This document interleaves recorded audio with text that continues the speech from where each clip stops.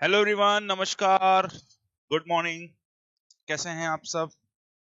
एक बार फिर से मैं हाजिर हो चुका हूं और आज हम लोग डिस्कशन करेंगे वही इकोनॉमिक्स की सीरीज पर। मेरी आवाज आ रही है सब बच्चों को? यस। तो मेरे प्यारे बच्चों, कैसा है आपका दिन? सुबह सुबह हो चुकी है ना? 9 बज चुके हैं और उम्मीद करता हूं कि सभी बच्चे, टॉपिक है मुद्रा ही, और मुद्रा में जो मनी सप्लाई है उस पर आज हम बात करने वाले हैं। ठीक है?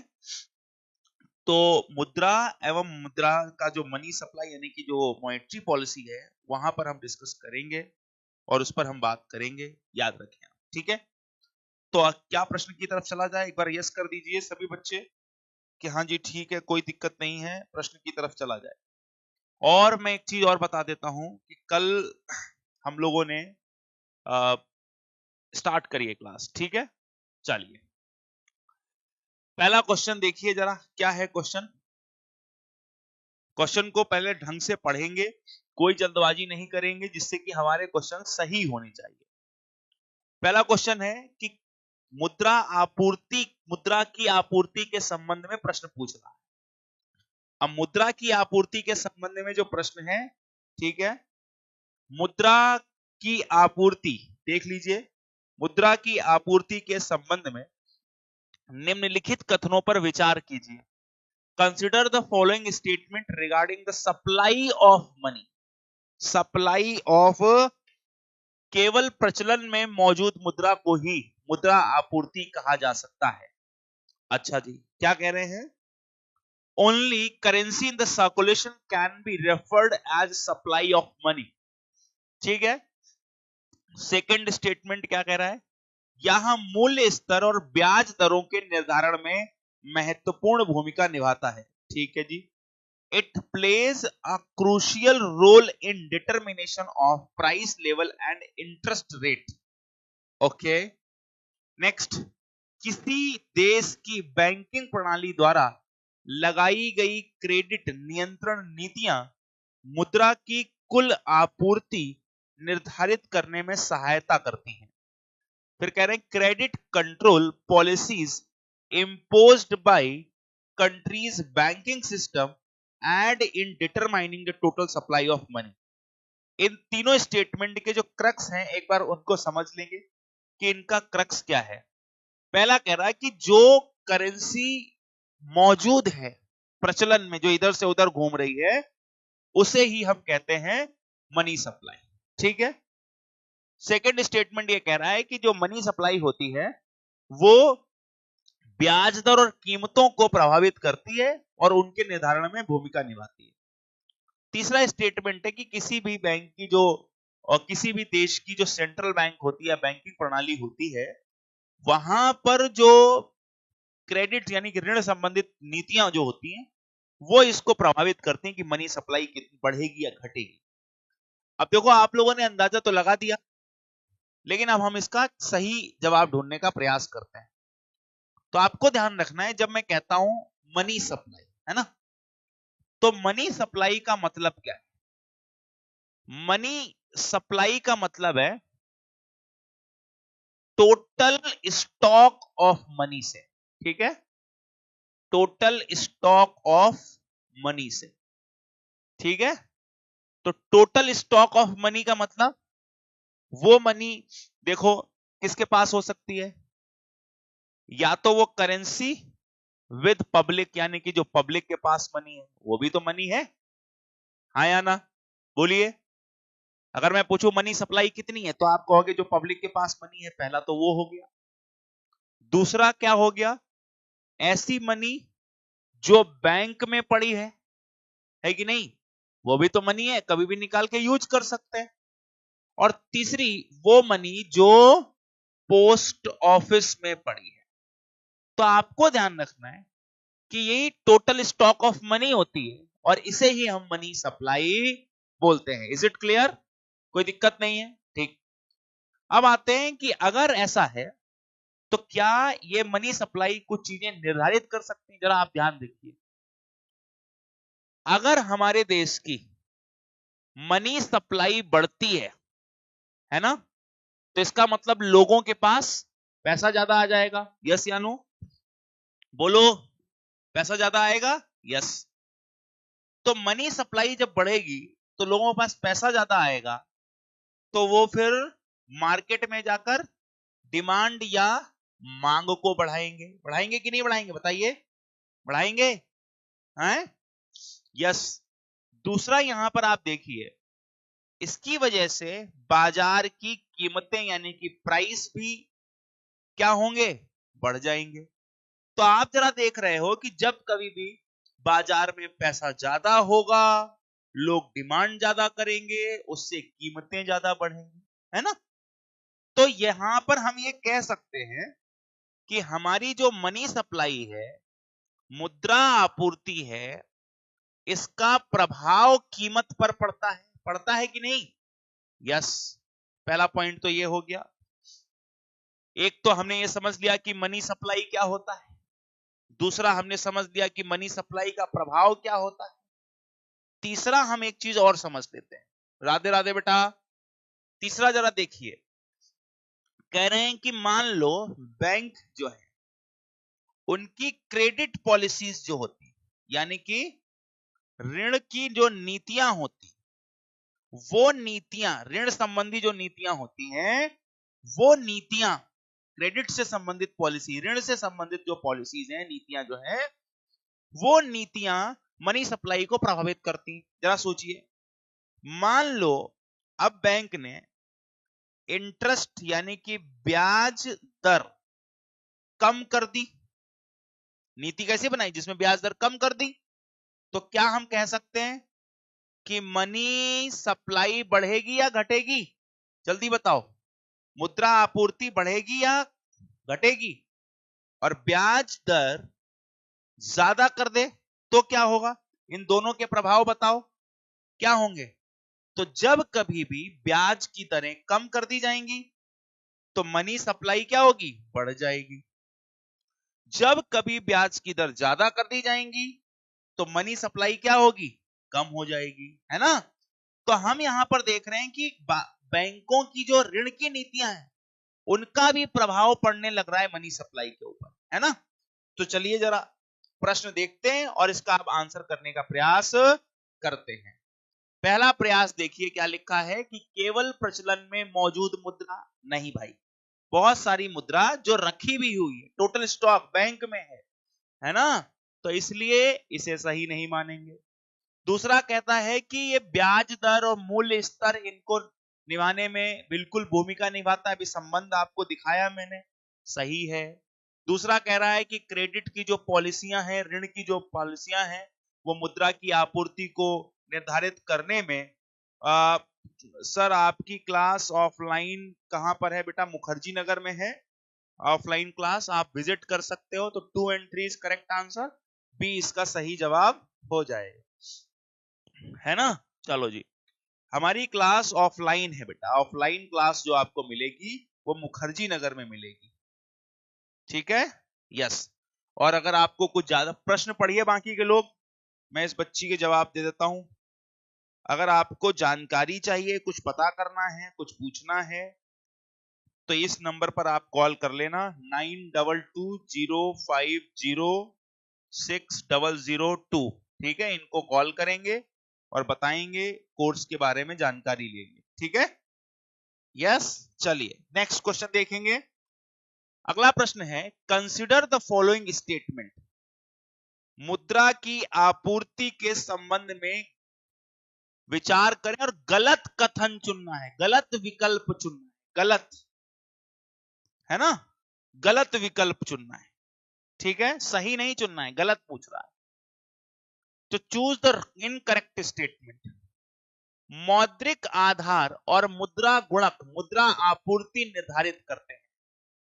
अच्छा जी, इनका कहने का मतलब है कि monetary base and the monetary money multiplier determine the money supply. Monetary base and money multiplier determines the monetary money supply, पहला स्टेटमेंट ये।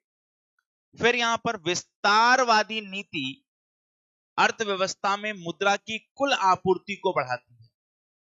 सेकंड स्टेटमेंट यह है कि एक्सपेंशनरी पॉलिसी जब बनाई जाती है तो मनी सप्लाई बढ़ती है, यहां पर यह कहा। तीसरा, मुद्रास्फीति को धीमा करने के लिए विस्तारवादी नीतियों का उपयोग किया जाता है। Expansionary policy are used to slow inflation. विस्तारवादी नीतियां बनाई जा रही हैं इन्फ्लेशन को कम करने के लिए, यहां पर यह है। कॉन्ट्रैक्शनरी पॉलिसी यानी संकुचनकारी मुद्रा की कुल आपूर्ति को सामान्य से अधिक धीरे धीरे बढ़ाती है। करें कि contractionary policy total money supply को धीरे धीरे बढ़ाने का काम करती है। अब देखो इसमें कई सारे टर्म यूज हो गए, ठीक है, जिनसे आपको तकलीफ हो सकती। तो लेट मी एक्सप्लेन दिस। मैं अगर आपको इसे ठीक तरीके से एक्सप्लेन कर दूं तो कोई समस्या नहीं आएगी। आइए जरा देख लेते हैं। जब हम, ध्यान से सुनना, जब हम मॉनेटरी पॉलिसी पढ़ते हैं, है ना, और उस मॉनेटरी पॉलिसी में दो नीतियां पढ़ते हैं, मौद्रिक नीति, और मौद्रिक नीति कितने प्रकार की, ध्यान से देखे रहो, एक्सपेंशनरी और कॉन्ट्रैक्शनरी, ठीक है। कोई पूछेगा तो आपने यही कहना है कि विस्तारवादी और संकुचनकारी। तो आरबीआई ना, या हमारी सेंट्रल बैंक दो प्रकार की नीतियां बना सकती है। ध्यान से सुनिए, उत्तर अपने आप निकल आएगा। अब एक्सपेंशनरी मॉनेटरी पॉलिसी का मतलब क्या हुआ? जब ब्याज दरों में कटौती की जाती है, यानी कि जब इंटरेस्ट रेट क्या होंगे, कम। इंटरेस्ट रेट क्या होंगे, कम, ठीक है। और संकुचनकारी का मतलब जब ब्याज दर में वृद्धि, मतलब जब इंटरेस्ट रेट क्या होंगे, ज्यादा, ठीक है। दो बातें ध्यान रखेंगे। अगर कहीं शब्द लिखा है एक्सपेंशनरी तो इसका मतलब इंटरेस्ट रेट को कम कर दिया गया। कहीं लिखा है कॉन्ट्रैक्शनरी तो इसका मतलब इंटरेस्ट रेट को बढ़ा दिया गया। अब जरा सोचिए कि इंटरेस्ट रेट कम करने पर क्या होगा, जरा ध्यान से देखेंगे। अगर इंटरेस्ट रेट कम किया जाता है तो लोगों के लिए सस्ता हो गया ना लोन, तो यहां पर फिर मनी सप्लाई बढ़नी चाहिए, हाँ या ना? अभी बताया था मैंने, यस। जहां भी ब्याज कम होता है और जहां भी अगर हम देखें इंटरेस्ट रेट ज्यादा हो गया तो यहां पर मनी सप्लाई क्या होनी चाहिए, कम होनी चाहिए, ठीक है, याद रखना। तो इंटरेस्ट रेट और मनी सप्लाई एक दूसरे के क्या है, रिवर्स, यानी कि ये इनवर्स रिलेशन रखते हैं, ठीक है। ये चीज ये, इतनी बात आप सबको क्लियर हो गई, ठीक।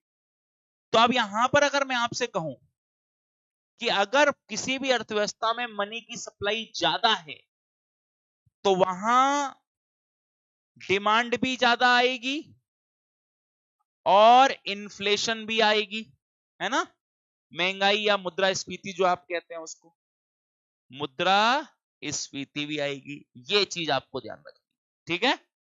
तो कभी भी एक्सपेंशनरी में मुद्रास्फीति कम नहीं होगी, एक्सपेंशनरी में मुद्रास्फीति कम नहीं होगी, ये चीज आपको ध्यान रखनी है, ठीक।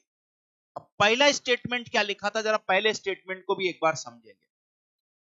पहला स्टेटमेंट लिया हुआ था कि भाई देखो, पहला स्टेटमेंट क्या है कि हां, कह रहे हैं कि जो मुद्रा आधार है, क्या कह रहे हैं, मुद्रा आधार, इसको भी यही समझा देता हूं।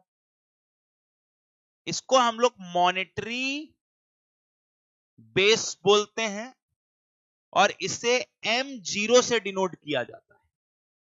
अगर कभी भी आप मुद्रा आधार की बात करेंगे तो मुद्रा आधार का मतलब क्या हुआ, M0, ठीक है, M0, ठीक है। मुद्रा आधार मतलब जहां पर पैसे की शुरुआत हो रही, ठीक है, बोलो यस। तो मुद्रा आधार का मतलब हुआ M0।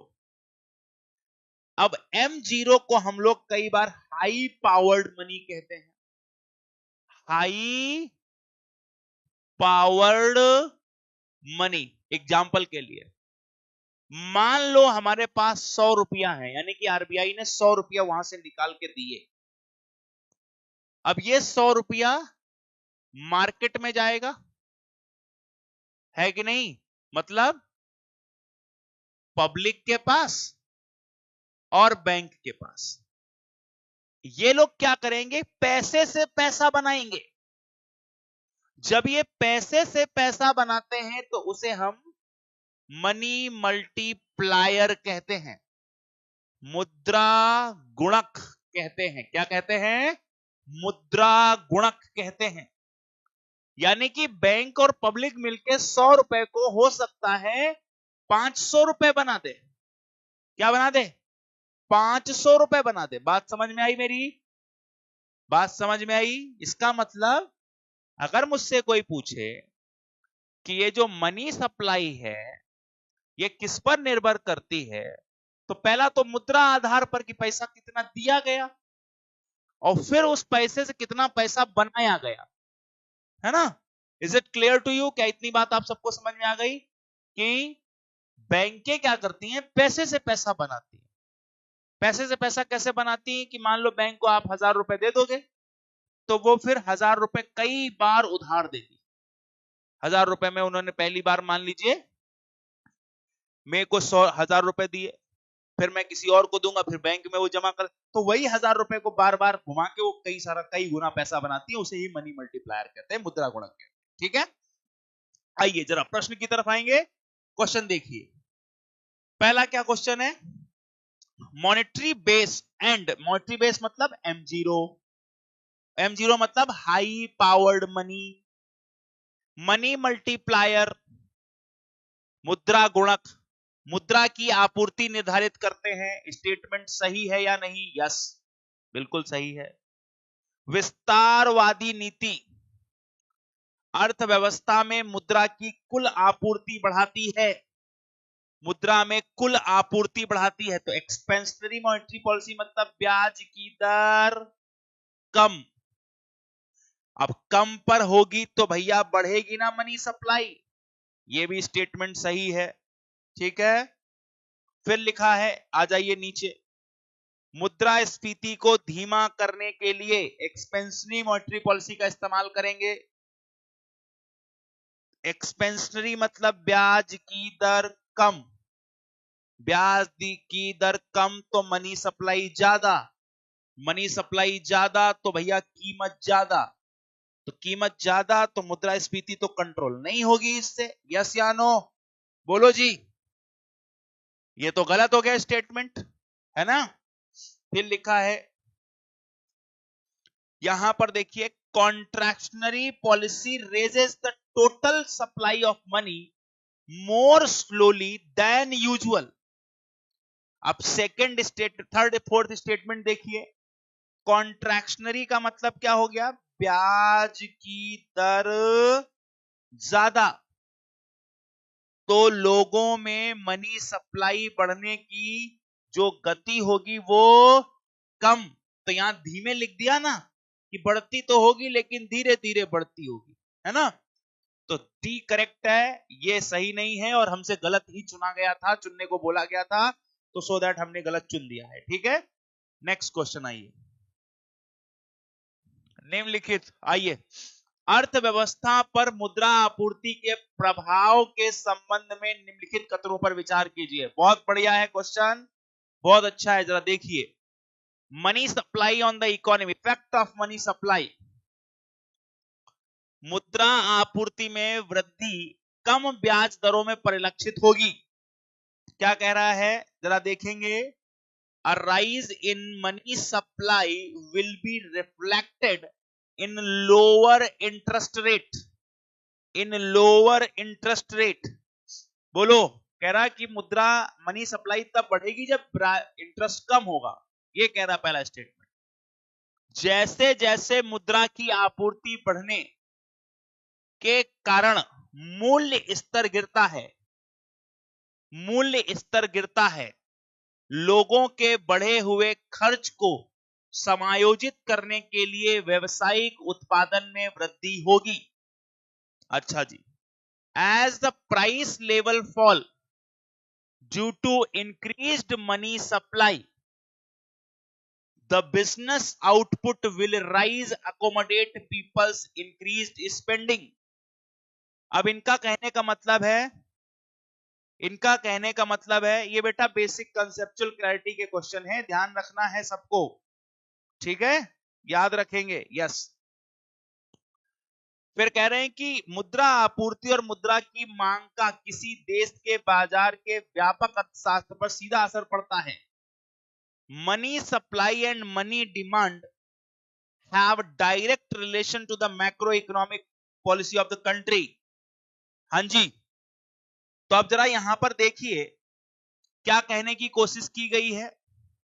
पहला स्टेटमेंट इन्होंने ये कहा कि जैसे जैसे कीमत बढ़ती है, जैसे जैसे, पहला स्टेटमेंट क्या कह रहे हैं, द फर्स्ट स्टेटमेंट कि अगर अगर किसी भी इकोनॉमी के अंदर इंटरेस्ट रेट कम होते हैं तो ब्याज की दर क्या होने लगती है, ब्याज किसी भी सॉरी, तो मनी सप्लाई क्या होने लगती है, बढ़ने लगती है।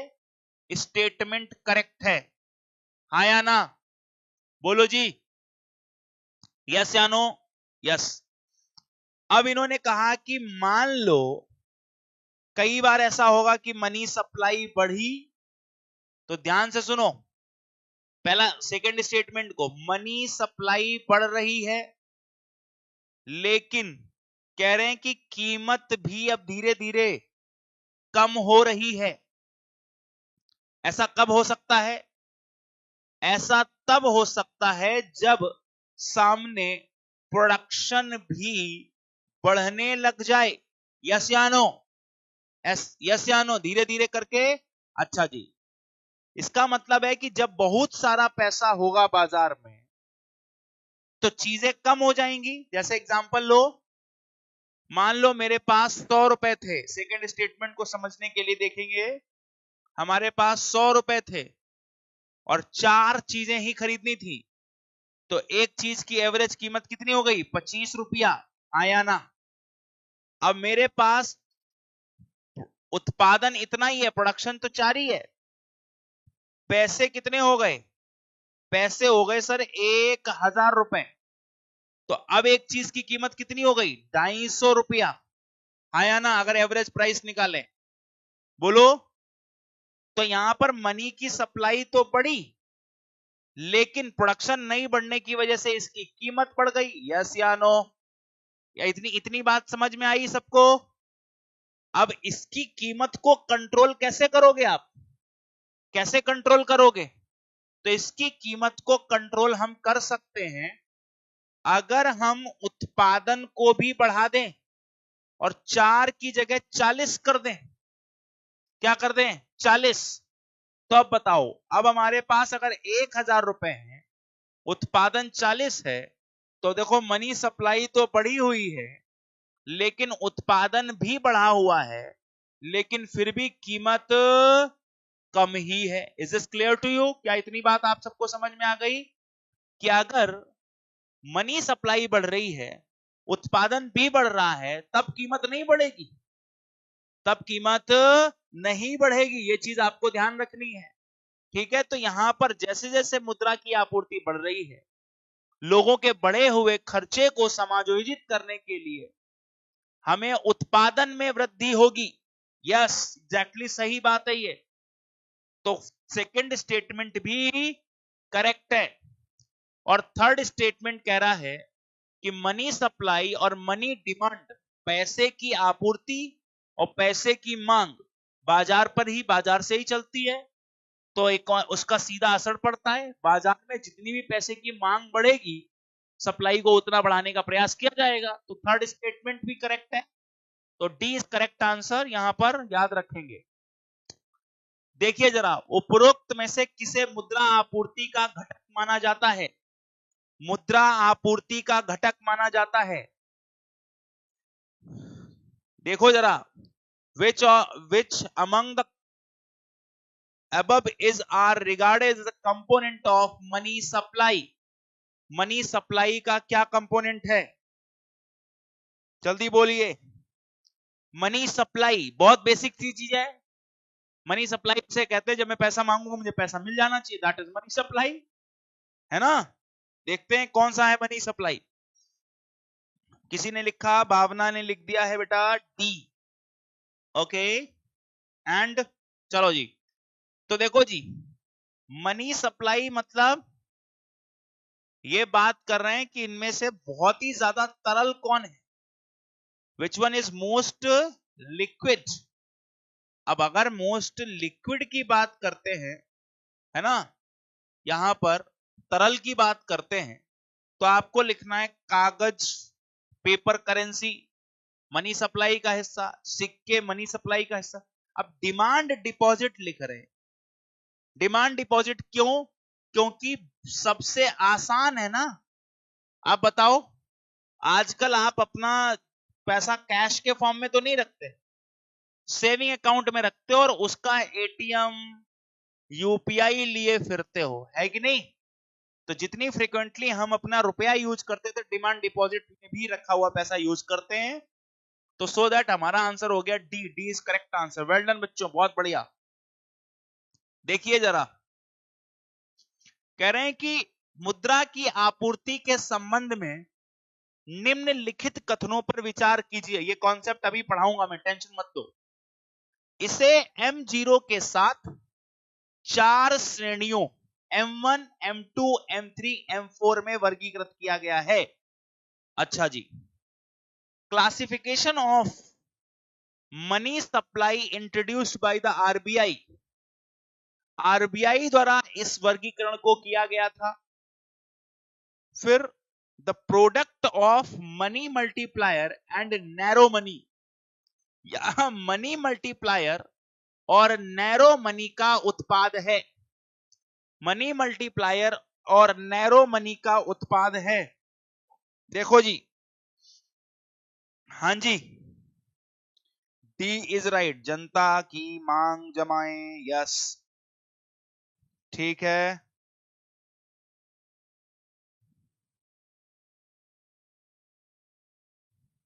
हाँ जी,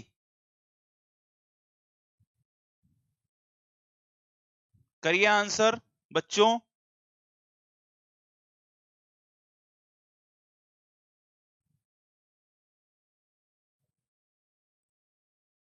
बताइए आंसर जल्दी से दीजिए। देखिए पूरा क्वेश्चन पढ़ लीजिए आसानी से।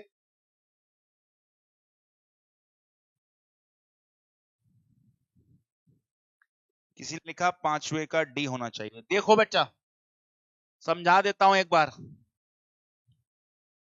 हमारे यहां मनी सप्लाई को आरबीआई द्वारा क्लासिफाइड किया गया है, ठीक है।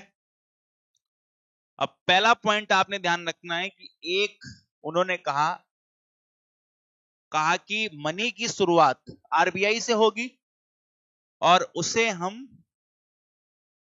बेस मनी बोलेंगे या हम उसे मॉनेटरी बेस बोलेंगे, ठीक है। हाई पावर्ड मनी बोलेंगे क्योंकि यही वाली मनी से आगे फिर सारी मनी बनेगी, ठीक है। और इसे M0 से डिनोट किया जाएगा। सभी बच्चे बताएं, शुरुआत कहां से होगी मनी की? आरबीआई के पास से। और इसे बोलेंगे क्या? High powered money, monetary base, primary money. सब लोग कमेंट सेक्शन में ओके कर दो, बोलो जी हाँ। और इस मनी को इन्होंने क्या कहा कि आप इसे करेंसी इन सर्कुलेशन लिखना। सर्कुलेशन का मतलब जितना पैसा बैंक के पास है या करेंसी कितनी बाजार में गई है ना, प्लस डिपॉजिट्स, यानी करेंसी। अगर आपसे पूछा जाए कि भाई ये हाई पावर्ड मनी क्या होता है, तो डिपॉजिट विद आरबीआई लिख लेना कि आरबीआई में अगर किसी के डिपॉजिट, और करेंसी इन सर्कुलेशन का मतलब है बैंकों के अंदर भी जो पैसा रखा है, ठीक है, याद रखना। Deposit with RBI, deposit with RBI का मतलब कि अगर कोई भी पैसा बैंकों का आरबीआई के पास पड़ा है तो वो भी पैसा, ठीक है। इसके बाद plus other deposit with RBI, और कुछ भी आरबीआई के पास अन्य पड़ा हुआ है तो वो भी। तो हम ये कह सकते हैं टोटल इनिशियल है ये, ठीक है। इसे आप एच से भी डिनोट कर सकते हो, हाई पावर्ड मनी है ना ये, इसे मॉनेटरी बेस भी कहते हैं, ठीक है। तो यहां से मनी की शुरुआत होती, मान लो ये हमारा 100 रुपया है, ठीक है। अगर आप इसे 100 रुपया मान लेते हैं तो अब इसी मनी को हम बैंक में और यहां सब जगह पोस्ट ऑफिस में पब्लिक को देंगे, और फिर इसी मनी पर मल्टीप्लायर होगा, धीरे धीरे करके पैसा बढ़ेगा, ठीक है। ये शुरू, इनिशियल स्टार्टिंग ऑफ मनी है एक तरीके से, ठीक है। तो इसे हम लोग कई दफे रिजर्व मनी भी बोलते हैं, हाई पावर्ड मनी भी बोलते हैं, मॉनेटरी बेस भी बोलते हैं, बेस मनी भी बोलते हैं, ठीक है। तो यहां यह चीज आपको ध्यान रखनी है, ये पहला है, ठीक।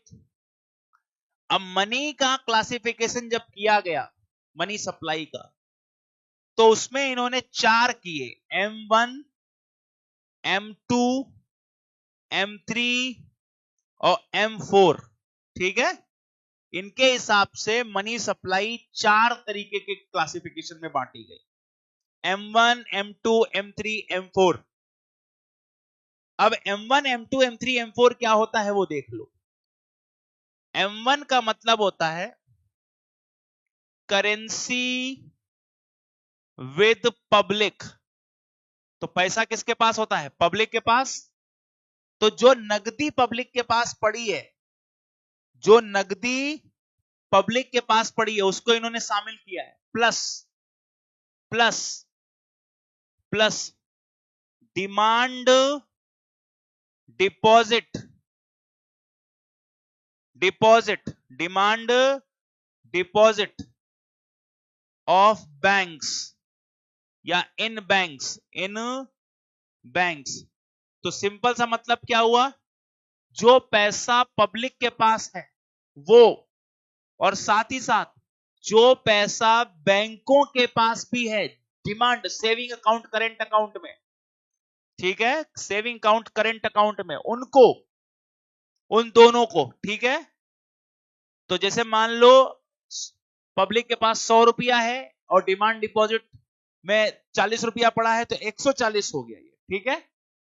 प्लस अगर कोई डिपॉजिट है, other deposit with RBI, other deposit with RBI मतलब जैसे मान लो कई बार कुछ पैसा बैंकों ने आरबीआई को भी दिया होता है, तो वो भी पैसा यहां पर, ठीक है। तो इसे हम M1 कहते हैं। दूसरा हुआ M2। M2 का मतलब है कि जो भी आपका M1 है, currency with public, demand deposit with bank and deposit with RBI, plus demand deposit, demand या saving deposit, saving deposit with post office, post office, ठीक है। तो इन्होंने कहा कि पोस्ट ऑफिस के पैसों को भी इसमें जोड़ना है आपने, तो वो M2 बन जाएगा।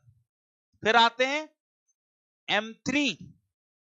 अब M3 में फिर से लिख दिया M1 प्लस, ऊपर वाले में जरा देखो कि बैंक की डिमांड डिपॉजिट तो ले ली थी, करेंट अकाउंट सेविंग अकाउंट तो ले लिया था, लेकिन इन्होंने उसमें एफडीआरडी नहीं ली। तो एफडीआरडी को हम कहते हैं time deposit, time deposit with banks. तो जनरली हम ऐसे भी इसको लिख सकते थे कि currency with public plus plus all deposit of banks,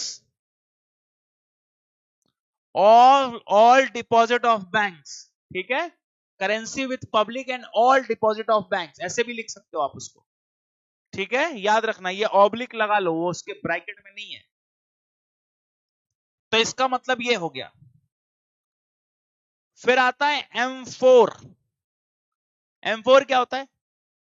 M4 होता है M3 प्लस M3 मतलब करेंसी विथ पब्लिक प्लस बैंकों की सभी जमाएं, फिर लिख सकते हैं post office, all deposit of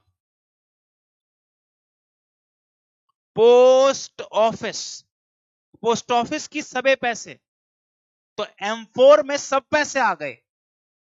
आपको ध्यान रखना है कि कभी कभी ना हमसे पूछेंगे कि इसमें नैरो मनी कौन सी है। नैरो मतलब कम पैसा किसमें होता है, तो M1 और M2 में कम पैसा होता है, M3 और M4 में क्या होता है, ज्यादा पैसा। तो इसलिए इसे कई बार आप ब्रॉड मनी भी कहते हो कि नहीं कहते हो, बताओ। इसे हम ब्रॉड मनी भी कहते हैं, है ना।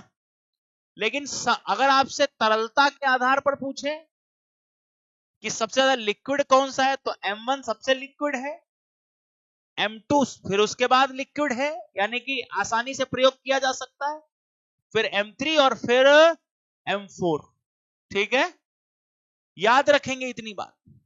अब ये चीजें मैंने आप यहां डिस्कस कर दी, अब आगे कई प्रश्न इससे बनेंगे, एक एक करके उनको समझेंगे। आइए पहला प्रश्न देखिए भाई, क्या कह रहा है कि भाई इसका क्लासिफिकेशन आरबीआई ने किया सही है, मनी की सप्लाई को M0 और के साथ M1, M2, M3, M4 की 4 क्लासिफिकेशन में डाला गया है, ये भी सही है।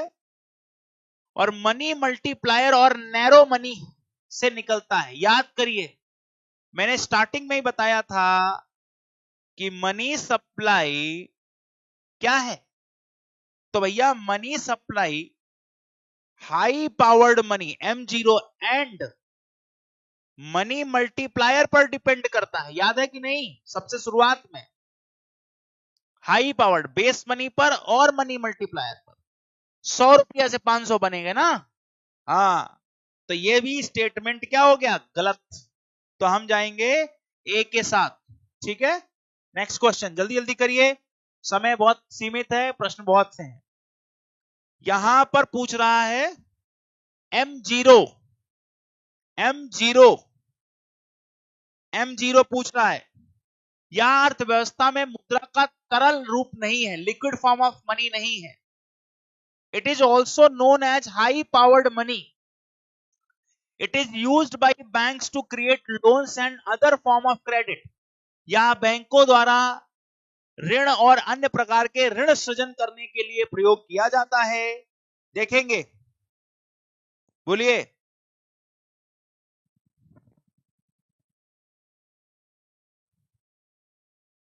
हाँ जी, जल्दी से। यस,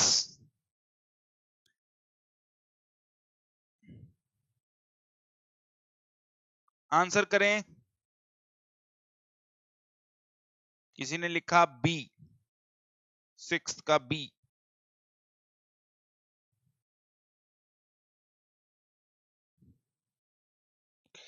देखो भाई, या मुद्रा का तरल रूप नहीं है, इसका मतलब यह है कि इसमें कुछ बैंक रिजर्व्स भी आते हैं, ठीक है।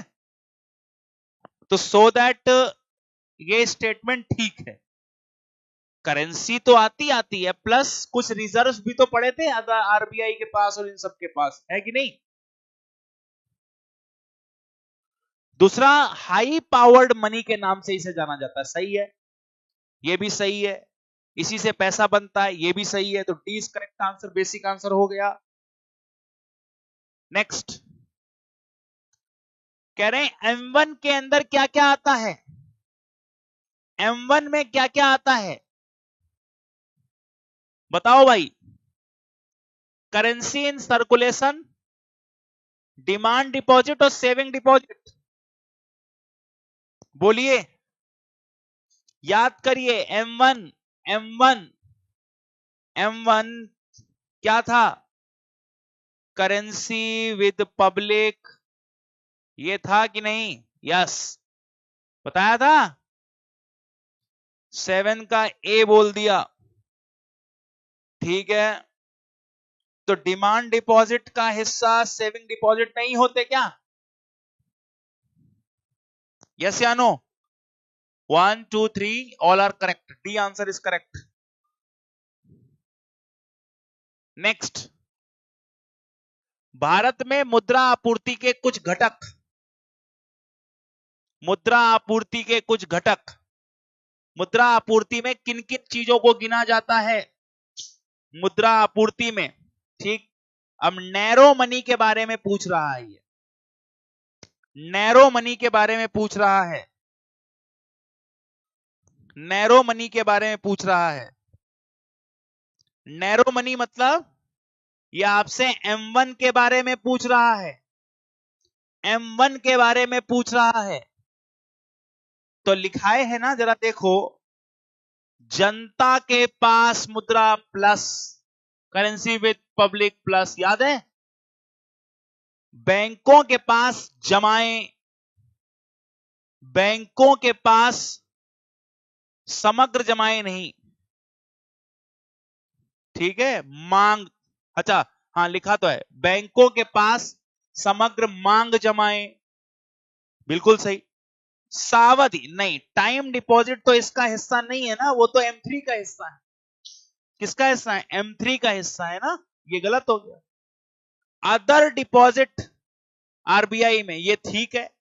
तो 1 2 4 is correct answer and 1 2 4 is correct, तो सी कहीं हो जाएगा। 1 2 एंड थर्ड स्टेटमेंट नहीं नहीं नहीं नहीं, 1 2 याद करो। देखो जरा मैंने क्या लिखाया है, करेंसी विथ पब्लिक, बैंक में पैसा, आरबीआई के पास पैसा, कुछ क्या बोलते हो? सही है। और यही प्रश्न भी है, पूछ रहा है जनता के पास पैसा, बैंकों के पास पैसा एंड आरबीआई के पास पैसा, ठीक है। तो so that C is correct answer. Okay great. Next, broad money M3 में क्या क्या आता है? ब्रॉड मनी M3 में क्या क्या आता है पूछ रहा है। कह रहा है बॉन्ड आते हैं, बॉन्ड, बॉन्ड आते हैं, क्या सही है ये? फिर टाइम डिपॉजिट आता है और लिक्विड एसेट आते हैं, ये कह रहा है। कितना ये करेक्ट है? आपको नहीं लग रहा कि ये कुछ ज्यादा ही करेक्ट है?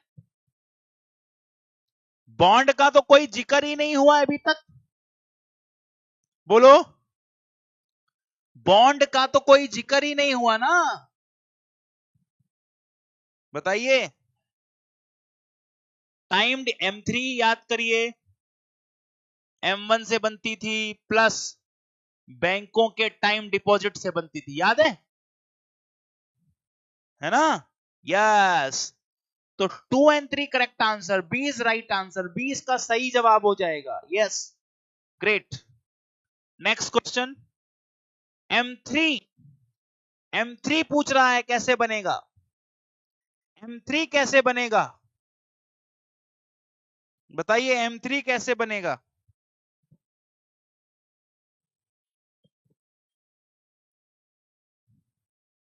M3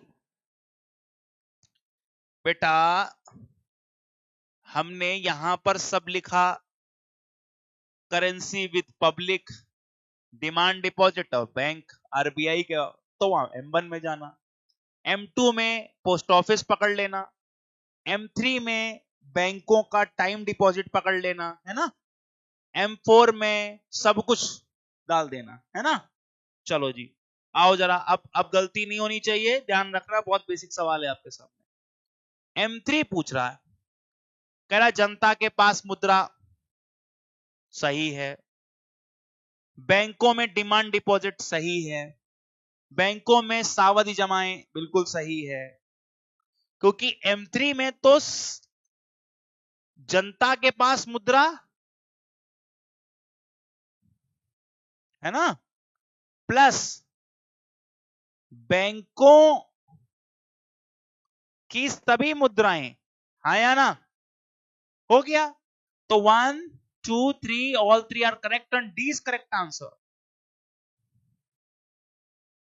ठीक है, कन्फ्यूजिया गए हैं क्या? नहीं नहीं, कोई कन्फ्यूजिया नहीं है, थोड़ा रिवीजन का अभाव रहता है तुम लोगों को, है ना। Yes, all set. तो D is correct answer, D इसका सही जवाब होगा। अब जरा देखो, पूछ रहा है यदि आपने बैंक के डिमांड डिपॉजिट खाते से 1 लाख नगद निकालते हैं तो अर्थव्यवस्था में कुल मुद्रा आपूर्ति पर इसका तत्काल क्या प्रभाव होगा? ध्यान से सुन लो। If you withdraw the rupees 1 lakh in cash from your demand deposit account at your bank, the immediate effect on aggregate money supply in the economy will be। ध्यान से सुन लो, ये डिमांड डिपॉजिट यानी कि ये सेविंग अकाउंट से निकालने की बात कर रहा है। कह रहा है कि सेविंग अकाउंट से पैसा निकालोगे तो क्या अर्थव्यवस्था में 1 लाख रुपए कम हो जाएंगे, या 1 लाख रुपए बढ़ जाएंगे, या फिर 1 लाख रुपए से अधिक बढ़ जाएंगे, या कोई फर्क नहीं पड़ेगा? देखिए भाई, ये सवाल यूपीएससी में पूछा जा चुका है। ठीक है, मैंने कहा M1 क्या होता है? करेंसी विद पब्लिक, है ना, प्लस डिमांड डिपॉजिट, वो भी इन बैंक्स। ठीक है, अब मान लो मेरे पास 1 लाख नगद है और 1 लाख बैंक में है, तो M1 है कितना? M1 है सर 2 लाख। जरा सोच कर देखो, अगर मैं M1 यानी 1 लाख निकाल भी लूं तो क्या ये 4 लाख हो जाएंगे? नहीं जी, चाहे उनको जेब में रखूं चाहे निकाल लूं, रहेगा तो वो 2 ही लाख ना। बोलो, कोई प्रभाव नहीं होगा। यस। और दूसरा, जब मैंने शुरुआत में ही आपको बताया था कि चाहे आप अपनी जेब से खर्च करें या सेविंग अकाउंट से खर्च करें, बात एक ही है। आजकल आप करते हैं ना, आप मैं अपनी जेब में पैसा रखूं या सेविंग अकाउंट में रखूं, दोनों ही तो एक ही जैसे काम कर रहे हैं आजकल। उन्हें उतनी ही तेजी से इतनी फ्रिक्वेंट यूज किया जा सकता है। तो याद रखना, अगर मेरे सेविंग अकाउंट में भी पैसा है तो उसे भी उतना ही लिक्विड माना जा रहा है, तरल माना जा रहा है, जितना लिक्विड क्या है, जितना लिक्विड कैश है, नगद है। अच्छा, एक एग्जांपल लो, अगर मैं इसकी जगह यहां पर डिमांड की जगह टाइम डिपॉजिट लिख देता तो आपको समझना पड़ता कि टाइम डिपॉजिट निकालना आसान नहीं है ना। टाइम डिपॉजिट निकालना यानी कि एफडी आरडी कर दिया तो उसको तो निकाल ही नहीं पाओगे आप। निकाल पाओगे? नहीं निकाल पाओगे। तो उसको निकालना आसान नहीं है। हाँ जी। Consider the statement. अब यहां पर पूछ रहा है तरलता के घटते क्रम, यानी कि सबसे ज्यादा लिक्विड कौन है, फिर दूसरा कौन है, फिर तीसरा कौन है, फिर चौथा कौन है, ऐसे पूछ रहा है। तरलता के घटते हुए क्रम में सबसे ज्यादा आसान कौन है यूज करना है, ऐसे समझो। फिर दूसरा कौन है, तीसरा कौन है, ऐसे। हाँ जी।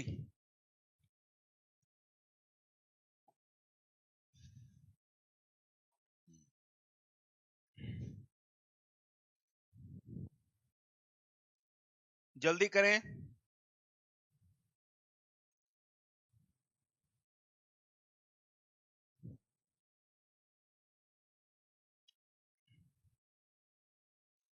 देखिए, सबसे ज्यादा लिक्विड है मुद्रा। एक नंबर पर मुद्रा रहनी चाहिए। भावना ने आंसर दिया डी। Okay okay okay. सबसे ज्यादा आसान है मुद्रा को प्रयोग करना, ठीक है। दूसरा आसान क्या होगा? मांग जमाओं को प्रयोग करना। तो पहला हमारा बना 4, फिर दूसरा बना हमारा 1, फिर बचत में जो रखा हुआ है वो यूज करना, फिर 3, फिर जो कभी जब नहीं यूज हो नहीं बनेगा तो फिर एफडीआरडी भी यूज करेंगे 2। तो 4 1 3 2, 4 1 3 2, D is correct answer, D is correct answer. Well done, बहुत अच्छा बच्चों, बहुत बढ़िया, बहुत अच्छे, बहुत शानदार। देखिए जरा, कह रहे हैं कि RBI can influence reserve money through, भारतीय रिजर्व बैंक निम्नलिखित के जरिए मुद्रा को प्रभावित कर सकती है। आरक्षित मुद्रा को प्रभावित कर सकती है, आरक्षित मुद्रा को प्रभावित कर सकती है। मतलब आरबीआई क्या क्या तरीके अपनाती है जिससे हमारा रिजर्व मनी प्रभावित हो सकता है।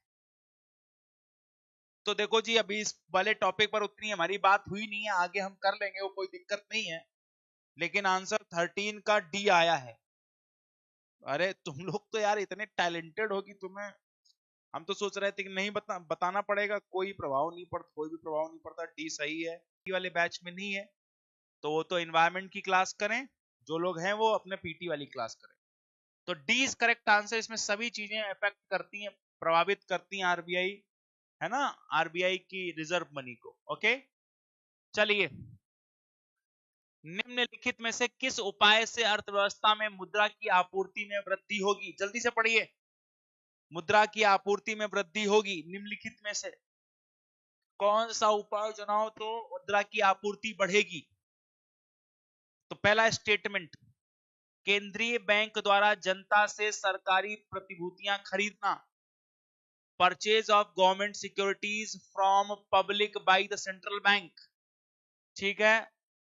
दूसरा, जनता द्वारा वाणिज्यिक बैंकों में मुद्रा जमा करना, deposit of currency in commercial bank by the public. तीसरा, सरकार द्वारा सेंट्रल बैंक से उधार लेना, borrowing by the government from central bank. Next, केंद्रीय बैंक द्वारा जनता को सरकारी प्रतिभूतियों की बिक्री करना, sale of government securities to public by the central bank. अब जरा यहां पर क्वेश्चन को ऐसे मत समझो कि तुम्हें आता या नहीं आता, लेकिन तुम यहां पर यह ध्यान रखो कि जब भी हम यहां पर पूछ रहा है कि पैसा मार्केट में कैसे बढ़ेगा, ठीक है, तो बस ये ध्यान रखो कि पैसा बढ़ेगा कैसे, बस हमें वो समझना है। केंद्रीय बैंक जनता से, यानी कि जनता से कुछ खरीद रही है, तो यहां पर पैसा आरबीआई से पब्लिक की तरफ जा रहा है। यस या नो? बोलो, कोई भी चीज खरीदोगे तो पैसा किसको दोगे? बोलो, आरबीआई यहां पर कोई चीज खरीद रही है, बॉन्ड खरीद रही पब्लिक से, तो पैसा पब्लिक की तरफ, तो यस, मनी सप्लाई बढ़ेगी। ओके कर दो कि हाँ जी ठीक है। जैसे मैं भी कोई दुकान से सामान खरीदता हूं तो दुकान वाले को पैसा देता हूं ना, है ना। दूसरा, जनता द्वारा वाणिज्यिक बैंकों में मुद्रा जमा करना। अब जमा करना का मतलब यह हुआ कि पब्लिक के पास पैसा था, लेकिन वो जा किधर रहा है? बैंक में। तो मतलब बैंक में जा रहा है, तो फिर मनी सप्लाई क्या होगी? कम, यानी कि अब वो पैसा चला गया ना अंदर, तो यहां से तो बढ़ने से नहीं, अब बढ़ेगा नहीं, कम ही हो जाएगा। जैसे मेरे पास था और मैं बैंक में जमा कर दूं तो वो तो कम हो, मुझसे दूर चला गया ना। सरकार द्वारा सेंट्रल बैंक से उधार लेना। अब जरा देखो, आरबीआई सरकार को उधार दे रही, तो सरकार को दे रही ना, दे रही है, तो पैसा आ रहा है ना। सही हो गया कि नहीं? उसके लॉजिक को समझो। फिर कहते हैं केंद्रीय बैंक द्वारा जनता को सरकारी प्रतिभूतियां बेचना। अब देखो, बेचना, इसका मतलब पब्लिक कोई चीज खरीद रही है किससे? आरबीआई से, तो पैसा उसको देगी ना, तो पैसा किधर जा रहा? आरबीआई की तरफ। तो ये भी गलत हो गया। तो 1 and 3 is correct answer. 1 and 3 is correct answer. ठीक है जी, 1 और 3 इसका क्या हो गया? करेक्ट आंसर हो गया। तो आंसर हो गया सी। ठीक है, सी इसका सही जवाब हो गया बच्चों। सी इसका सही जवाब हो गया। हो गया। चलिए अब यहां पर आप देखते हैं, यस आ जाओ। M1 एंड M2 को ब्रॉड मनी कहा जाता है, M3 और M4 को नैरो मनी कहा जाता है। क्वेश्चन को फेंक के मार दो दीवार में, एकदम फेंक के मार दो कि बेहोश हो जाए ये सवाल। दोबारा सवाल उठकर सामने नहीं आना चाहिए, इतना बेकार सवाल नहीं आना चाहिए। हाँ जी, M1 M2 किसको कहते थे बच्चा? M1 M2, M1 M2 narrow को कहते थे, याद है? M3 M2 ब्रॉड को कहते थे, याद है? बोलो। तो डी, ना तो एक सही ना तो दो सही और कोई सही नहीं, हम सही बस। ठीक है, चलो जी। पूछ रहा है M3 क्या है? M1 प्लस वाणिज्यिक बैंकों की शुद्ध सावधि जमाएं।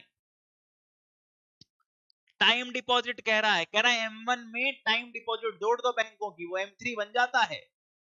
याद है?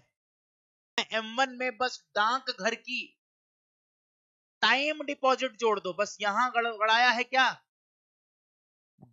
डाकघर बचत बैंकों के साथ टाइम डिपॉजिट जोड़ दो। M4 M2 में डाकघर बचत के साथ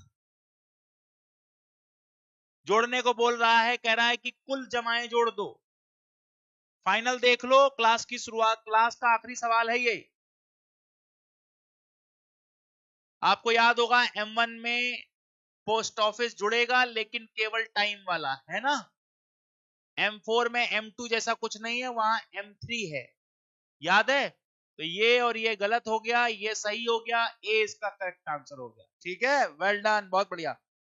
तो होपफुली आपको क्लास में अच्छा लगा होगा, मजा आया होगा। हम ऐसे ही अभी कई दिनों तक मिलते रहेंगे, तब तक के लिए शुक्रिया, धन्यवाद। और हाँ, ध्यान रखेंगे आप सभी लोग